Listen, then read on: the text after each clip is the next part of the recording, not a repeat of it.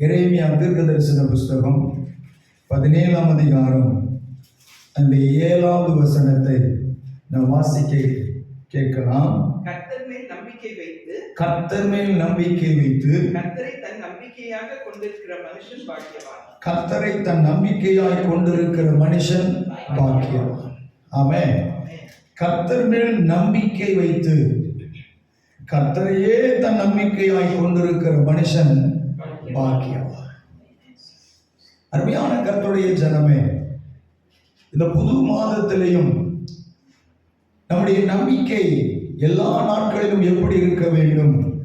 அவரே நம்முடைய நம்பிக்கையாக இருக்க வேண்டும். அவரே நம்முடைய நம்பிக்கையாக இருக்க வேண்டும். இந்த உலகத்திலே ஒவ்வொருவரும் ஒவ்வொரு காரியத்தின் மேலே நம்பிக்கை வைத்திருக்கிறார்கள். பொதுவாய் சொல்லக்கூடிய வார்த்தை நம்பிக்கை தான் வாழ்க்கை அப்படின்னு சொல்லுவாங்க. ஆனால் நம்பிக்கை தான் வாழ்க்கைன்னா அவர்கள் எதை நம்புவார்கள் அப்படின்னா தன்னுடைய உழைப்பை நம்புவார்கள், தன்னுடைய திறமைகளை நம்புவார்கள், தன்னுடைய அதாவது எனக்கு தன் பக்கத்தில் இருக்கக்கூடிய ஆட்களை நம்புவார்கள். நம்பிக்கை தான் வாழ்க்கை அப்படின்னு சொல்லி இவர்களை நம்பி நம்பி நம்பி போகிறதுனால ஒரு மிகப்பெரிய ஏமாற்றத்தையும் தோல்வியும் சந்திக்க வேண்டிய நிலை உருவாகும். மனுஷனை நம்புவது கண்ணியை உருவாக்குமா?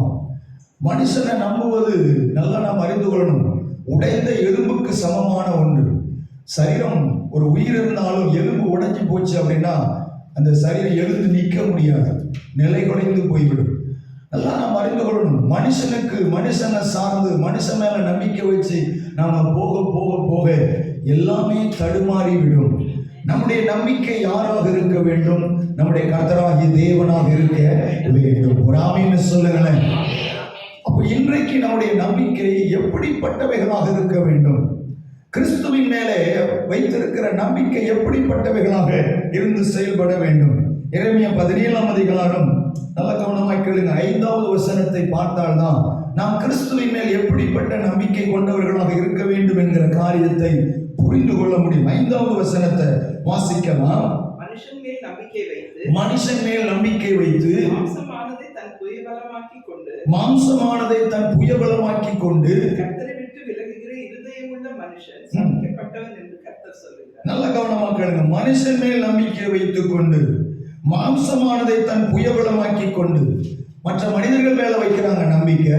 ரெண்டாவது தாம் மாம்சத்தின் மேல நம்பிக்கை வைக்கிறாங்க. பொதுவாக சில வார்த்தைகளை சொல்லுவாங்க, என்னுடைய சரீரம் நல்ல ஆரோக்கியமா இருக்கிற வரைக்கும் நான் கஷ்டப்பட்டாவது நான் என்ன செய்வேன்? உழைப்பேன். ஸ்தோத்திரம். உழைப்பது நல்லது. ஆனால் தேவன் நம்முடைய சரீரத்துக்கு நல்ல ஆரோக்கியம் தந்தால்தான் நம்மளால் உழைக்க முடியும் என்பதை நாம் மறந்து போய்விடக்கூடாது. அப்ப நாம் எப்படி சொல்ல வேண்டும்? கர்த்தர் எனக்கு இன்று கொடுத்த ஆரோக்கியத்தை போல என் வாழ்நாளெல்லாம் கொடுப்பார்கள், நான் தேவனுக்காக இன்னும் என்ன செய்வேன்? ஓடுவேன், உழைப்பேன் என்று சொல்லணும். ஆனால் இன்னைக்கு இருக்கிற மனிதர்கள் எப்படிப்பட்ட காரியங்கள்? மற்ற மனிதர்களை நம்பி தன் மாம்சத்தை நம்பும் பொழுது தேவன் சொல்லுகிறார், அவன் எப்படிப்பட்ட நிலைமை? கர்த்தரை விட்டு விலகுகிற இருதயம் உள்ள மனுஷன் சபிக்கப்பட்டவன். அப்போ மற்ற மனிதனை நம்புகிறவர்கள், தன் மாம்சத்தை நம்புகிறவர்கள், இந்த ரெண்டையும் நம்பிக்கொண்டு கர்த்தரை விட்டு விலகுகிறவர்களுடைய வாழ்க்கை தடுமாற்றம் நிறைந்தவைகளாக காணப்படும். ஆனால் நல்ல கவனமாக கேளுங்க. அப்ப இந்த உலகத்துல வாழும் பொழுது சக மனிதனை நம்பாம வாழ முடியாது. ஒரு ஆபீஸ்ல போனா ஒரு சக மனிதனை நம்பணும், பக்கத்து வீட்டுக்காரங்களை நான் நம்பணும், இல்ல இப்படிப்பட்ட ஒரு சூழ்நிலைகள் எல்லாம் இருக்கு. ஆனால் தேவன் சொல்கிற நம்பிக்கை என்ன அப்படின்னா, அவர்தான் நம்முடைய எதிர்காலம், அவர்தான் நமக்கு நம்முடைய நம்பிக்கை நட்சத்திரம். இப்படிப்பட்ட ஒரு நம்பிக்கை கொண்டவர்களாக இருக்கணும். அப்போ பக்கத்து வீட்டுக்காரர்களோடு அல்லது நம்முடைய ஆபீஸ்ல வேலை செய்யக்கூடிய நபர்களோடு அது ஒரு நம்பிக்கை. அது தொழில் ரீதியாக நல்ல கவனமாக நட்பு ரீதியாக இருக்கக்கூடிய நம்பிக்கை. ஆனால் நல்ல கவனமாக கேளுங்க, என் வாழ்க்கை முழுவதும் என் வாழ்க்கை நல்லா இருக்கணும், என் ஆவி நல்லா இருக்கணும், என் ஆத்துமா நல்லா இருக்கணும், என் சரீரம் நல்லா இருக்கணும் அப்படின்னு சொன்னா நான் யாரை நம்பி இருக்கணும்? தேவனை நம்பி இருக்க வேண்டும். ஆமென். அல்லேலூயா. தொழில் ரீதியான நம்பிக்கை வேற, நட்பு ரீதியான நம்பிக்கை என்பது வேறு. ஆனால் ஆத்தும ரட்சிப்பு என்பது, நம்முடைய சரீரத்துக்கு வருகிற விடுதலை நம்பிக்கை என்பது முற்றிலுமாக வேறு. ஆனால் இன்றைக்கு உள்ள மக்களுடைய நிலைமை எப்படிப்பட்டவைகளாக இருக்கிறது? தொழில் சார்ந்த நம்பிக்கை கொண்டவர்களாக இருக்கிறார்கள். அவர்கள்தான் எல்லாம் என்று சொல்லி நம்பிக்கொண்டிருக்கிறார்கள். நட்பு ரீதியாக நம்புகிறார்கள். அவர்கள்தான் எல்லாம் என்று எண்ணிக்கொண்டிருக்கிறார்கள். சரீரத்தில் ஆரோக்கியம் இருக்கிறது, என் சரீரம் நல்லா இருக்கிற வரைக்கும் நான் எப்படியாவது நான் காப்பாற்றுவேன்னு சொல்றாங்க. அப்ப முற்றிலும் இவர்கள் யாரை சார்ந்திருக்கிறார்கள்? மனிதர்களையும் தன் சரீரத்தை தான் சார்ந்திருக்கிறார்களே தவிர நம்மை உருவாக்கின தேவனை சார்ந்திருக்கவில்லை. ஆமே. நமக்காக மரித்த தேவனை சார்ந்திருக்கவில்லை. நமக்காக உயிரோடு கூட எழுந்து நம்மளை உயிர்ப்பித்துக் கொண்டிருக்கிற தேவனை அவர்கள் நம்பவில்லை. ஆமே. அப்போ தேவன் எதை விரும்புகிறார் என்று சொன்னால், நீங்கள் என்னை விட்டுவிட்டு தொழில் சார்ந்து இருக்கக்கூடிய நம்பிக்கை மேலே முழுமையாய் நம்பிக்கொண்டிருக்கிறீர்கள். என்னை விட்டுவிட்டு மாம்சத்தை நம்பிக்கொண்டிருக்கிறீர்கள். இப்படிப்பட்ட நம்பிக்கை எதை உருவாக்கும் என்றால், அது ஆசீர்வாதத்தை உண்டாக்காது, அது கேடுகளை உருவாக்கும். ஆனால் அது எது ஆசீர்வாதத்தை உருவாக்கும் என்றால், கர்த்தரை நம்பிக்கையாய் கொண்டிருக்கிற மனுஷன் தான் பாக்கியவானாக திகழ முடியும். ஒரு ஆமென் சொல்லலாமே. அப்போ நிறைய காரியங்கள் இருக்கிறது.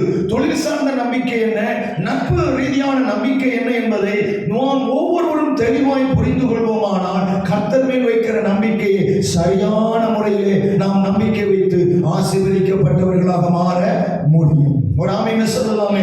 இன்னும் சில வசனங்களை நாம் பார்க்கலாம். என்னோடு கூட திருப்பிக் கொள்ளுங்கள். சங்கீதங்களின் புஸ்தகம் அதனுடைய 33ஆம் சங்கீதம், சங்கீதம் 33ஆம் சங்கீதம் அதனுடைய 16வது வசனத்திலிருந்து 18வது வசனம் வரைக்கும் 19வது வசனம் வரைக்கும் நாம் வாசிக்க கேட்கலாம். எந்த ராஜாவும் சேனையின் மிகுதியால் ரட்சிக்கப்படான், சௌரியவானும் தன் பலத்தின் மிகுதியால் தப்பான். ரட்சிக்கிறதற்கு குதிரை விருதா, அது தன் மிகுந்த வீரியத்தால் தப்புவியாது. நமக்கு பயந்து நமது கிருபைக்கு காத்திருக்கிறவர்கள் ஆத்மாக்களை மரணத்திற்கு விலக்கி விடுவிக்கவும் மத்தியத்தில் அவர்களை உயிரோடே காக்கவும் கர்த்தருடைய கண் அவர்கள் மேல் நோக்கமாய் இருக்கிறது. ஆமென். நல்ல கவனமா கேளுங்க. என்ன சொல்லப்படுகிறது? எந்த ராஜாவும் தன் சேனையின் மிகுதியால் ரட்சிக்கப்படான். ஆமென். என்கிட்ட ஒரு பெரிய சேனை இருக்கு, இந்த சேனையை கொண்டு போய், இந்த மிலிட்டரி போர்ஸை கொண்டு போய் நான் யுத்தத்தில் ஜெயிச்சிருவேன் அப்படின்னு சொல்லி வந்தா அந்த தோல்விதான் உருவாகும். நல்ல கவனமா கேளுங்க. நியாயாதிபதிகளின் புஸ்தகத்துல கிதியோன் போன பொழுது கிதியோனோடு இருந்தவர்கள் வெறும் 300 பேர்கள் தான். ஆனால் எதிர்பார்ட்டில் இருந்தவர்கள் 1,00,000க்கும் மேற்பட்டவர்களாக இருந்தார்கள். ஆனால் கிதியோன் யாரை நம்பியிருந்தான்? தேவனை நம்பிக்கையாக கொண்டிருந்தான். அவர்கள் யாரை நம்பியிருந்தார்கள்? தங்களுடைய யுத்த வீரர்களை நம்பியிருந்தார்கள், தங்களுடைய யுத்த குதிரைகளை நம்பியிருந்தார்கள், அங்க இருக்கக்கூடிய யுத்த யானைகளை நம்பியிருந்தார்கள், தங்களுடைய மிலிட்டரி போர்ஸை முழுவதுமாக நம்பியிருந்தார்கள். ஆனால் அவைகள் ரட்சிப்பை கொடுத்ததா, விடுதலையை கொடுத்ததா, வெற்றியை கொடுத்ததா என்றால் வெற்றி வரவில்லை. ஏனென்றால் அவர்களுடைய நம்பிக்கை முழுவதும் என்ன? தங்கள் திறமைகளை, தங்களுக்கு வெற்றியை தரக்கூடிய பொருளை சார்ந்து, நபரை சார்ந்து அல்லது விலங்குகளை சார்ந்து இப்படிப்பட்ட நம்பிக்கைகள் தான் இருந்ததை தவிர தேவனை சார்ந்தவைகளாக இல்லை. தேவனை சார்ந்தவைகளாக இல்லை. அப்ப இங்க என்ன சொல்லப்படுகிறது? எந்த ராஜாவும் தன் சேனையின் மிகுதியால் ரட்சிக்கப்படான், சௌரியவான் தன் பலத்தின் மிகுதியால் தப்பான். அப்ப நல்லா கவனமாக்கள். தன்னுடைய பலத்தினாலே எந்த காரியத்துக்கும் தப்பவே முடியாது. அப்ப எல்லாம் நமக்கு தப்ப வைக்க வேண்டுமா? எல்லாவற்றிலும் நமக்கு விடுதலை தர வேண்டுமா? யாரால் கொடுக்க முடியும்? நம்முடைய ஆண்டவராகிய தேவன் ஒருவரால் மாத்திரமே நமக்கு ரட்சிப்பையும் விடுதலையும் மாற்றங்களை கொடுக்க முடியும். ஆமென். அல்லேலூயா. மகா அலெக்சாண்டர் இருந்தார். அவர் நாடுகளை எல்லாம் கைப்பற்றினார். கடைசியில் அவருக்கு ஒரு மரணம் வந்தது. வந்ததுக்கு அப்புறம் அவர் சொன்னார், மரணத்துக்கு முன்பாக கடைசி தருவாயில் இருக்கும் பொழுது, நான் எத்தனையோ நாடுகளை நான் கைப்பற்றினேன், நான் மரிக்க போகிறேன். இந்த மரித்து நான் போகும் பொழுது அந்த காரியங்கள், தங்கமும் பொன்னும் வெள்ளியும் எதுவும் என்னோடு கூட என்ன செய்யவில்லை, வரவில்லை. ஆகவே நான் அடக்கம் பண்ணும் பொழுது இப்படி அடக்கம் பண்ணுங்கள், 2 கைகளையும் என்ன செய்யுங்க, வெளியிலே வைத்து அடக்கம் பண்ணுங்கள். அது எதை காண்பிக்கிறது? நான் இவ்வளவு காரியத்தை எல்லாவற்றையும் பிடித்தேன், நான் ஒரு பெரிய ஒரு பராக்கிரமசாலி என்று சொல்லி உலகத்துக்கு காண்பித்தேன். ஆனால் நான் மரித்து நான் போகும் பொழுது வெறுங்கையாய் போகிறேன். ஆமென். வெறுங்கையாய் போகிறேன் என்பது இந்த உலக மக்களுக்கு தெரிய வேண்டும். ஏன்னா அவருக்கு தெரிய போறது கிடையாது. உலக மக்களுக்கு தெரிய வேண்டும், என்னுடைய ராணுவத்தில் இருக்கிறவர்களுக்கு தெரிய வேண்டும். எல்லா மக்களும் இதை அறிந்து கொள்ள வேண்டும் என்று அவருடைய மரண ஊர்வலத்திலே 2 கைகளும் என்ன செய்தது? வெளியே இப்படி வைக்கப்பட்டது. நல்லா கவனமா கேளுங்க. ஒரு மிகப்பெரிய யுத்த வீரர்கள் அவர்கள் கடைசியாக உணர்ந்தது என்ன? இவ்வளவு காரியங்கள் இருந்தும் ஒன்றும் எனக்கு என்ன செய்யவில்லை, என் கூட வரவில்லை. எல்லாம் வெறுமை வெறுமை வெறுமை வெறுமை வெறுமை. அப்ப இந்த வெற்றிடத்தை யார் மாற்ற முடியும்? நம்முடைய ஆண்டவராகிய இயேசு கிறிஸ்துவாலே மட்டுமே மாற்ற முடியும். ஒரு ஆமென் என்று சொல்லுங்களேன். அவர் ஆமென் என்று சொல்லலாமே. பரிசுத்தவான்கள் சொல்கிறார், நான் ஓட்டத்தை ஜெயத்தோடு கூட முடித்தேன். ஆமென். அப்ப நல்ல கவனமாய் கேளுங்க. நான் நல்ல போராட்டத்தை போராடினேன், நல்ல ஓட்டத்தை, நான் நல்ல ஒரு வாழ்க்கையை நான் வாழ்ந்து முடித்தேன் என்று பரிசுத்தவான்கள் சொல்லுகிறார்கள். ஆனால் மகா அலெக்சாண்டர் சொன்ன காரியம் எல்லாம் பிடித்தேன், ஆனா ஒண்ணும் என் கூட வரலையே. அப்ப நான் நல்ல ஓட்டத்தை ஓடலையோ அப்படிங்கிற ஒரு கேள்விக்குறியோடு தன் வாழ்க்கையை முடித்தான். அன்பான கிறிஸ்துவுக்குள் பிரியமானவர்களே, ஏனென்றால் தன்னுடைய படைபலத்தை நம்பினதனால் வந்த ஏமாற்றம், தன் குதிரைகளை நம்பினதனால் வந்த ஏமாற்றம், தன் ராணுவத்தை நம்பி தன்னுடைய எல்லா திறமைகளை நம்பி வந்ததனாலே வந்த ஏமாற்றம். ஆனால் யார் ஒருவர் தேவனை நம்பி தன் நம்பிக்கையாய் கொண்டிருக்கிற மனுஷனாக இருக்கிறானோ அவர்கள் ஒரு நாள் வெட்கப்பட்டு போவதில்லை. அவர்கள் ஒரு நாள் வெட்கப்பட்டு போவதில்லை. அவர்கள் சொல்லுகிற காரியம், நான் நல்ல வாழ்க்கை, நல்ல போராட்டத்தை நான் போராடினேன். நான் நல்ல போராட்டத்தை போராடினேன். ஏன் போராடினேன்? நான் என் சொந்த பலத்தில் நடிக்கல. எனக்கு பலம் இருந்தது, கர்த்தர் கொடுத்தான். எனக்கு நல்ல திறமைகள் இருந்தது, கர்த்தர் கொடுத்தான். நல்ல எல்லா ஆள்களும் இருந்தது, கர்த்தர் கொடுத்தான். ஆனால் இவைகள் எல்லாம் இருந்தாலும் நான் யாரை சார்ந்திருந்தேன்? என் நம்பிக்கை யாரை சார்ந்தது? தேவனை சார்ந்தவைகளாகவே இருந்தது. ஆகவே நான் நல்ல போராட்டத்தை போராடினேன். ஒரு ஆமென் சொல்லுங்களேன். அப்ப இந்த 10வது மாதத்துல நாம் செய்ய வேண்டிய காரியம் என்ன? எவைகள் இருந்தாலும் இல்லாவிட்டாலும் என் நம்பிக்கை எவைகளாக இருக்க வேண்டும்? நம்முடைய தேவனாகிய கர்த்தராக இருக்க வேண்டும். ஒரு ஆமென் சொல்லலாமே. நம்முடைய நம்பிக்கை நம்முடைய கர்த்தராகிய தேவனாக இருப்பாரே ஆனால் பஞ்ச காலத்திலையும் தேவன் நம்மளை பாதுகாத்து நடத்துவார். ஆமென். அவங்க நல்லா இருக்கிற காலத்திலேயே ஜெயத்தை பெற முடியல, அப்ப பஞ்ச காலத்தில் எப்படி ஓட முடியும்? ஆனால் தேவனாகிய கர்த்தரை நம்பி இருக்கிற நபர்கள் பஞ்ச காலத்திலும் நல்லா இருப்பார்கள், எல்லா காலத்திலும் நல்லா இருப்பார்கள். ஒரு ஆமென் சொல்லலாமே. அவர்கள் ஒரு நாளும் வெட்கப்பட்டு போவது இல்லை, ஒரு நாளும் வெட்கப்பட்டு போவதில்லை. அன்பு கிறிஸ்துவுக்குள் பிரியமானவர்களே, அப்படியானால் நம்முடைய நம்பிக்கை யார் மேல் இருக்கிறது? நம்முடைய நம்பிக்கை எந்த நம்பிக்கை நம்மளை வெட்கப்படுத்தாது? என்னோடு கூட திருப்பிக் கொள்ளுங்கள். ரோமருக்கு எழுதின நிருபம் 5ஆம் அதிகாரம், ரோமருக்கு எழுதின நிருபம் 5ஆம் அதிகாரம் அதனுடைய 5வது வசனத்தை வாசிக்க கேட்கலாம். ரோமருக்கு எழுதின நிருபம் 5ஆம் அதிகாரம் 5வது வசனத்தை வாசிக்க கேட்கலாம். மேலும் நமக்கு அருளப்பட்ட பரிசுத்த ஆவியினாலே தேவ அன்பு நம்முடைய இருதயங்களில் ஊற்றப்பட்டிருக்கிறபடியால், தேவ அன்பு நம்முடைய இருதயத்தில் ஊற்றப்பட்டிருக்கிறபடியால் அந்த நம்பிக்கை நம்மளை வெட்கப்படுத்தாது. எந்த நம்பிக்கை? தேவ அன்பிலே இருதயத்தில் ஊற்றப்பட்டிருக்கு. நான் அந்த அன்பிலே தேவனை அன்பு கூறுகிறேன், அந்த அன்பிலே சக மனிதனை நான் நேசிக்கிறேன். அந்த நம்பிக்கை என்னை ஒரு நாளும் வெட்கப்படுத்துவது இல்லை, வெட்கப்படுத்துவதில்லை. சிலர் வந்து சொல்லுவாங்க, நான் நல்லா சர்ச்சைக்கு போனேங்க, நான் நல்லா ஜெபம் பண்ணேன், ஆனா என்னுடைய வாழ்க்கையில ஒரு ஏமாற்றத்தை தான் பார்த்தேன், ஜெபத்துக்கு நல்ல ஒரு பதிலை பார்க்க முடியல அப்படிம்பாங்க. ஏன்னா தேவ அன்பு அவங்களுடைய இருதயத்தில் ஊற்றப்பட்டு அந்த அன்பில் அவங்க நம்பிக்கையா இருந்திருந்தாங்கன்னா ஜெபத்துக்கு பதில் என்ன செஞ்சிருக்கோம்? வந்திருக்கும். அவங்க வெட்கப்பட்டு போயிருக்க மாட்டாங்க. அவங்க சபைக்கு வந்தோம், அவர்கள் எப்படி இருக்கிறார்கள் என்றால் தேவ அன்பு இருதயத்தில் ஊற்றப்பட்டு அந்த அன்பில் அவர்கள் என்ன செய்யவில்லை? நம்பிக்கை கொண்டவர்களாக அல்ல. அவர்கள் எப்படி இருக்கிறார்கள்? ஏதோ வரணும் போகணும், நான் ஒரு மெம்பர்ஷிப்ல இருக்கணும் அப்படிங்கிற நிலைமையில் இருந்தால் அந்த நம்பிக்கை நம்மளை என்ன செய்யும்? வெட்கப்படுத்தும். அப்ப நன்றாய் நாம் அறிந்து கொள்ள வேண்டும். நாம் வெட்கப்படாத ஒரு வாழ்க்கை வாழ வேண்டுமா? சாபமில்லாத ஒரு வாழ்க்கை வாழ வேண்டுமா? நாம் செய்ய வேண்டிய முதல் காரியம் என்ன? கர்த்தரை நாம் நம்பிக்கையாக கொண்டிருக்க வேண்டும். அப்போ மனுஷனை நம்புகிறவர்கள், தன் சுயபலத்தை நம்புகிறவர்கள், நல்ல கவனமாக கேளுங்க, ராணுவத்தை நம்புகிறவர்கள், திறமைகளை நம்பி தேவனை விட்டுவிட்டு சுயமாய் நடக்கிறவர்களுடைய வாழ்க்கையில என்ன வருகிறது? வெட்கமும் சாபங்களும் வருகிறது. ஆனால் தேவனை தன் நம்பிக்கையாய் கொண்டிருக்கிற மனுஷன் எப்படி இருப்பான்? வேகமாக வாசித்து நாம் ஜெபித்து முடிக்கலாம். என்னோடு திருப்பிக் கொள்ளுங்கள். எரேமியாவின் தீர்க்கதரிசன புத்தகம் 17ஆம் அதிகாரம், எரேமியா தீர்க்கதரிசன புத்தகம் 17ஆம் அதிகாரம் அதனுடைய 8வது வசனம் எப்படி சொல்கிறது? வாசிக்க கேட்கலாம். அவன் தண்ணீர் அண்டையிலே நாட்டப்பட்டதும், அவன் தண்ணீர் அண்டையிலே தண்ணீருக்கு பக்கத்திலே நாட்டப்பட்டவனும் கால்வாய் ஓரமாக தன் வேர்களை விடுகிறது. பாருங்க, கால்வாய் ஓரமாக தன் வேர்களை விடுகிறவனும். அப்ப கால்வாய் ஓரமாக எப்படி வேறு இருந்தா எப்படி இருக்கும்? பசுமையா இருக்கும். அந்த ரூட் எப்படி இருக்கும்? ரொம்ப ஆழமா போகும். அதுக்கு தேவையானது எல்லாமே என்ன செஞ்சுட்டு இருக்கு? கிடைச்சி கொண்டே இருக்கிறது. அப்ப நான் தேவனை தன் நம்பிக்கையாய் கொண்டிருக்கிறவனுடைய வேறு எப்படி இருக்கான்? ஆழமாய் போகிறது, ஆழமாய் போகிறது. வாசிக்கலாம். உஷ்ணம் வருகிறதை காணாமல், பாருங்க, உஷ்ணம் வருகிறதை காணாமல் இலை பச்சையாய் இருக்கிறது. இலை பச்சையா இருக்கிறதும். நல்லா கவனமா கேளுங்க. நம்முடைய ஆலய பழைய பிரேயர் நடத்துற இடத்துல ஒரு வேப்ப மரம் ஒன்று உண்டு. அந்த வேப்ப மரம் நீங்க பட்டு போயிருக்கு. ஏன்? அந்த வேருக்கு என்ன இல்லை? தண்ணி இல்லை. வந்ததுலேருந்தே பட்டு போச்சு. நல்லா கவனமா கேளுங்க. அந்த வேருக்கு போதுமான தண்ணி இல்லை. அப்ப இந்த இலை எதை ஃபீல் பண்ண ஆரம்பிக்கும் அப்படின்னா, உஷ்ணத்தை, வெப்பத்தை, வெக்கையை என்ன செய்யுது? ரொம்ப ஃபீல் பண்ணுது. அது உணர ஆரம்பிச்ச உடனே அது வாடி போய் அது என்ன செய்யுது? கீழே விழ ஆரம்பிக்கும். ஆனால் கர்த்தரை நம்பிக்கையாய் கொண்டிருக்கிற மனுஷனுடைய உள்ள இருக்கக்கூடிய ரூட் வேரும் எப்படி இருக்கு? ஆழமாய் போகிறது.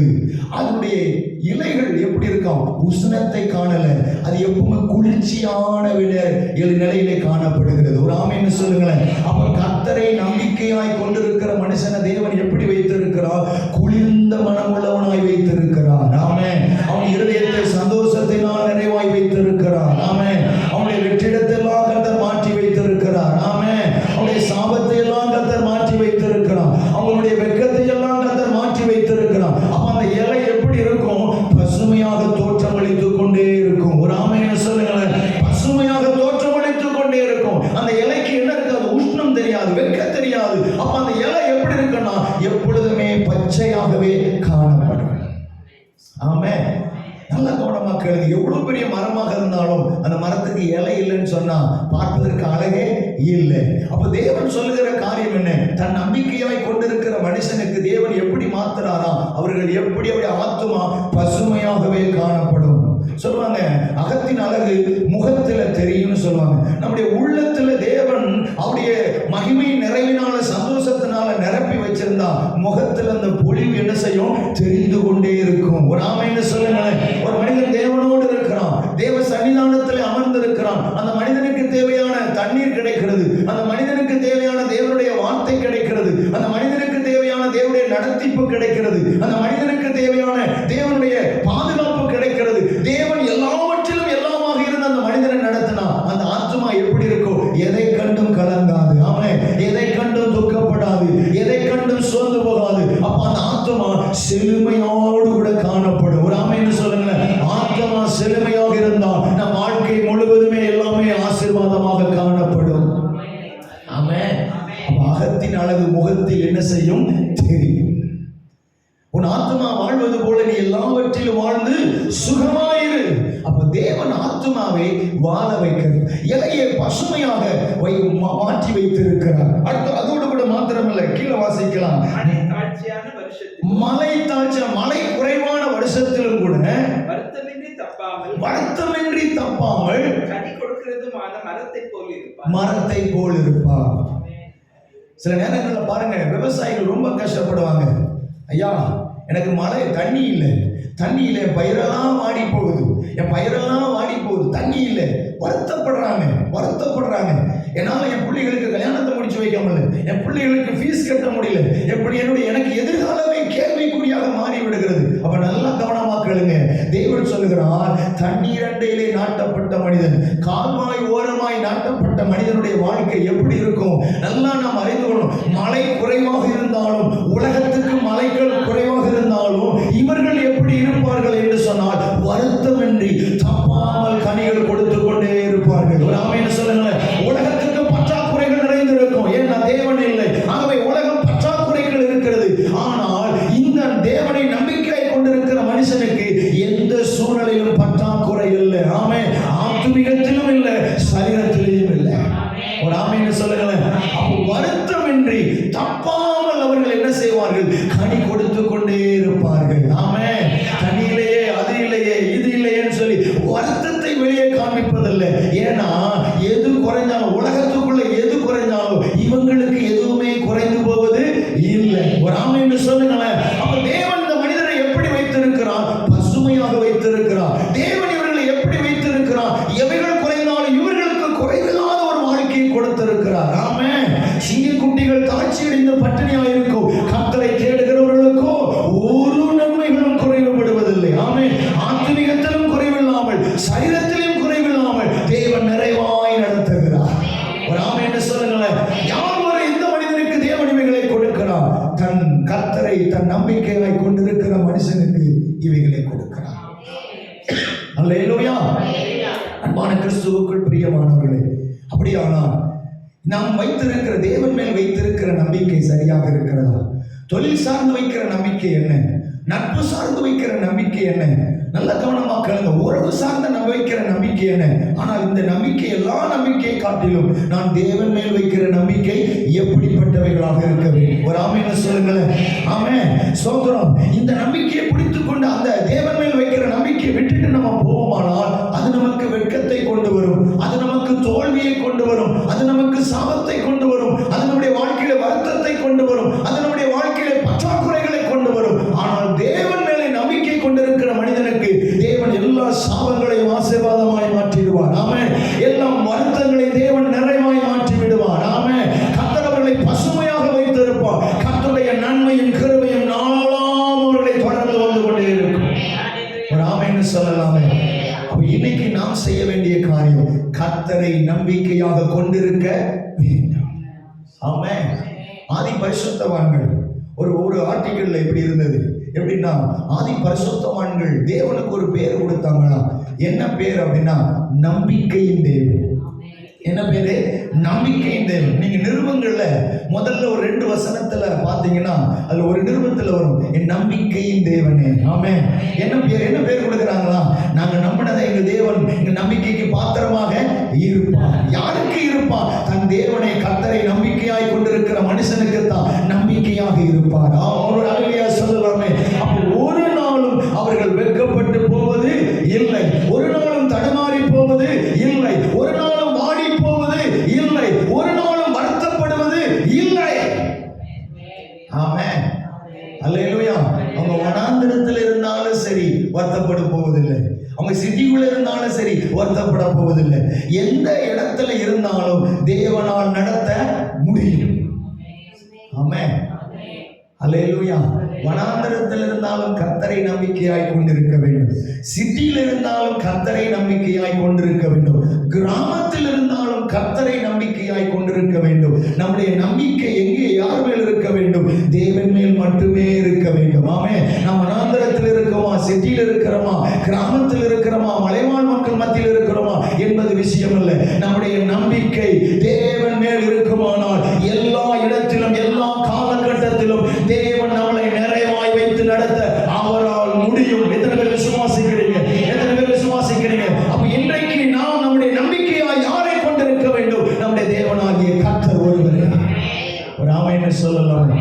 ஒருவேளை நம்முடைய நம்பிக்கை தொழில் ரீதியில இருந்து நாம் தேவனை விட்டு விலகுவதற்கு ஏதுவான ஒரு தப்பான நம்பிக்கைக்குள்ள போய் கொண்டிருப்போமானா இன்னைக்கு அவைகள் எல்லாத்தையும் தூக்கி போட்டுட்டு, ஆண்டவரே நான் உண்மையே நம்பி இருப்பேன், உண்மையே நான் சார்ந்து இருப்பேன்னு சொல்லி அவரை சார்ந்து அவரை நம்பிக்கையோடு இருப்போமானால் கர்த்தர் ஒரு நாள் நம்மை வெட்கப்பட விடாதபடி நம்மளை பசுமையாய் நடத்துவார். ஒரு ஆமென் சொல்லுங்களேன். மனுஷனை நம்புவதை பார்க்கிலும் பிரபுக்களை நம்புவதை பார்க்கிலும் கர்த்தர் பேரிலே பற்றதலாய் இருப்பது நல்லது. ஒரு ஆமென் சொல்லுங்களேன். அன்பு கிறிஸ்துவுக்குள் பிரியமானவர்களே, கர்த்தரை நம்பி இருக்கிறவர்கள் ஒரு நாள் வெட்கப்பட்டு போவதே இல்லை, இல்லை, இல்லை. ஒரு ஆமென் சொல்லலாமே.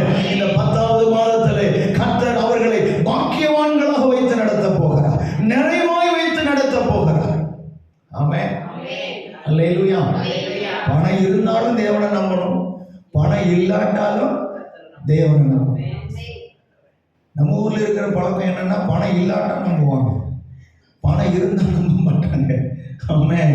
பணம் இருந்தாலும் தேவன் தான் நம்பிக்கை, இல்லாட்டாலும் தேவன் தான் நம்பிக்கை. ஆமென். தேவன் என்ன பார்த்து ஒரு சமயத்தில் கேட்டார், ஒரு நம்பிக்கை எவைகள் மேல் இருக்கிறது? எது மேல் இருக்கிறது? யார் மேல் இருக்கிறது? என் மேல் அல்லவா இருக்க வேண்டும். அன்பான கிறிஸ்துவுக்குள் பிரியமானவர்களே, இன்னைக்கு நாம நம்முடைய வாழ்க்கையில் பணம் இருந்தாலும் இல்லாவிட்டால் எந்த சூழ்நிலையானாலும் முழு நம்பிக்கை, 100% நம்பிக்கை யார் மேல் கொண்டிருக்க வேண்டும்? தேவன் மேல் கொண்டிருக்க வேண்டும். அப்படி கொண்டிருக்கிறவர்கள் ஒரு நாளும் அசைக்கப்படுவது இல்லை, ஒரு நாள் வெட்கப்பட்டு போவது இல்லை. கர்த்தருடைய முகங்களை பிரகாசிக்க பண்ணுவார். ஆமென். ஒரு அல்லேலூயா சொல்லலாமே. இன்னைக்கு நாம தேவனிடத்தில் ஒப்பு கொடுத்து ஜெபிக்க போறோம். எங்க நம்பிக்கை வேற எந்த பக்கமும் திரும்பிடக்கூடாதப்பா. எது இருந்தாலும் சரி, இல்லாம போனாலும் சரி, எல்லா சூழ்நிலையிலும் நாங்க உங்களை தான் எப்படி இருக்கணும்? நம்பிக்கையாய் வைத்திருக்கணும் என்று சொல்லி நம்ம ஒப்பு கொடுப்போம். கர்த்தர் நம்மை இந்த இடத்தை விட்டு அனுப்பும் பொழுது பாக்கியவானாய் நம்மை அனுப்புவார், பாக்கியவதியாய் நம்மை அனுப்புவார். நம் ஒவ்வொருவரையும் அவருடைய மகிமையினால் நிரப்பி பசுமையோடு கூட நம்மை அனுப்புவார். ஆகவே நம்ம எல்லாம் ஒப்பு கொடுத்து சொல்லி ஜெபிக்கலாமே. கர்த்தர் நல்லவர், அவர் கிருபை என்றும் உள்ளது. நம்ம எல்லாரும் ஒப்பு கொடுத்து தேவ சன்னிதானத்தில் நம்மை தாழ்த்துவோமா? தேவன் நம் ஒவ்வொருவரையும் ஆசீர்வதிப்பாராக.